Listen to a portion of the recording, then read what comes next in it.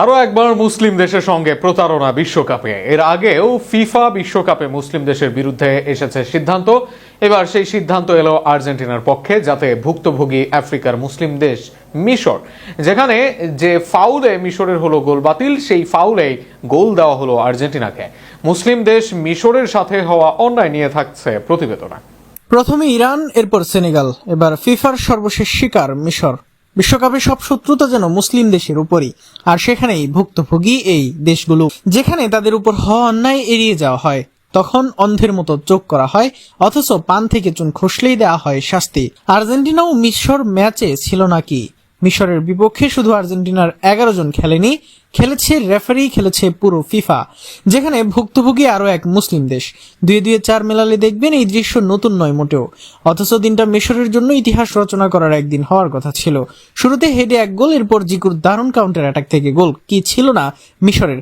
কিন্তু এই মিশরকে আটকাতে রেফারির একের পর এক বাজে সিদ্ধান্ত, তাতে এই ভুক্তভোগী দলটি ম্যাচের 21 মিনিটে পেনাল্টির বাজি মিশরের বিপক্ষে, যেটা নিয়ে আছে বিতর্ক। এরপর 56 মিনিটে বাতিল হলো মিশরের গোল, দেয়া হলো বিল্ড আপে ফাউলের অজুহাত। অথচ 91 মিনিটে যখন আর্জেন্টিনা করলো গোল, তখনও দেখা যায় একই ফাউল, কিন্তু সেই সময় ফাউলের বাঁশি বাজায়নি রেফারি, দেয়া হয়নি কোনো কল। উল্টো প্রতিবাদ করতে আসলে একের পর এক টিম মেম্বারদেরকে দেয়া হয় কার্ড।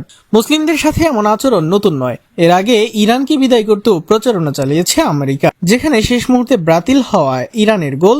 সেনেগালের সাথেও হয়েছে অন্যায়। ম্যাচ শেষের আগে তাদের বিপক্ষে দেওয়া হয় পেনাল্টি। যখনই মুসলিম দেশরা দাপট দেখানোর চেষ্টা করছে, তখনই আটকে রাখা হয়েছে তাদের। আরো একবার এমন দৃশ্যই দেখলো বিশ্ববাসী। আর্জেন্টিনা মিশর ম্যাচটি ঘিরে তর্ক বিতর্ক, সমালোচনা থাকবেই। ইতিহাসের পাতায় ম্যাচটি থাকবে কালো অধ্যায় হিসেবে, যেখানে আরো এক মুসলিম দেশের সাথেও ফিফা যে আচরণ করলো, তাতে বিশ্বকাপ তো হবে আরো কলঙ্কিত।